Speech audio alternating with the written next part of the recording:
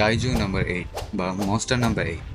তো কাইজু মানে হলো monster, again one of the most hyped anime. এই অ্যানিমেটা মাঙ্গার দিক থেকে অনেকটা ভালো পারফর্ম করেছে।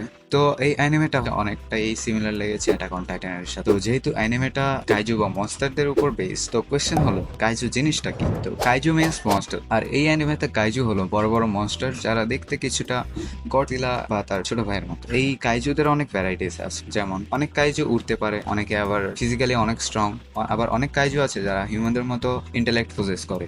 এরা আকারে বিল্ডিং এর চেয়ে অনেক বড়। এরকম সাইজ অনুযায়ী আবার তাদেরকে বিভিন্ন র্যাঙ্ক করা হয়, যা হলো ইয়োজু, হৌজু আর দাইকাইজু। এই অ্যানিমেটা কাইজু মানে মনস্টাররা হিউম্যানদের সিটির উপর অ্যাটাক করে, যাদের থেকে ডিফেন্ড করার জন্য হিউম্যানসদের আছে একটা স্পেশাল ফোর্স। তো এখন যেহেতু এটা অনেক বড় একটা কাজ, তাই সবার ড্রিম হলো এই ফোর্স জয়েন করা।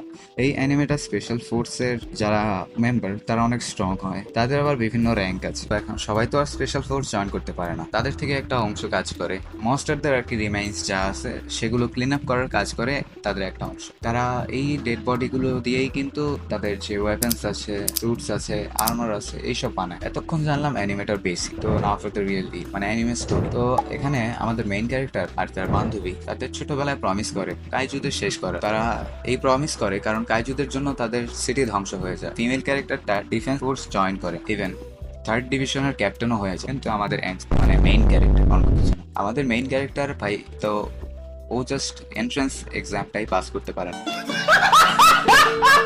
তো এই জন্য সে কাইজু ক্লিন আপ সেক্টরে যায়, একটা কোম্পানি এইসব কাজ ম্যানেজ করে। তো এইভাবেই ওর লাইফ চলতে থাকে। দেন হঠাৎ ও একটা কাইজু ঢুকে পড়ে ওর বডি, মানে প্যারাসাইটের মতো ওর হাতের ভিতরে একটা কাইজু ঢুকে পড়ে। তো এভাবেই ওর লাইফ নর্মাল চলতে চলতে ও নিজেই একটা কাইজু হয়ে যায়। এরপর থেকে অ্যানিমে স্টোরিটা শুরু হয়। রাফলি এরকমই হলো অ্যানিমেটার মেইন স্টোরি, আর বাকিটা তো অ্যানিমেতেই দেখতে পারবেন। আশা করি আপনাদের অ্যানিমেটা ভালো লাগে। আমিও অনেক এক্সাইটেড এই অ্যানিমেটা নিয়ে। আবার এই অ্যানিমেটা যদি আবার রাগনাক ক্রেমসমের মতো হয়ে যায় তাহলে সমস্যা। আশা করছি এই অ্যানিমেটা ওরকমই হবে না, ডিসঅ্যাপয়েন্টিং হবে না। তো এই ছিল আজকের কাইজু নাম্বার 8 এর video. I hope you like the video and don't forget to like and subscribe.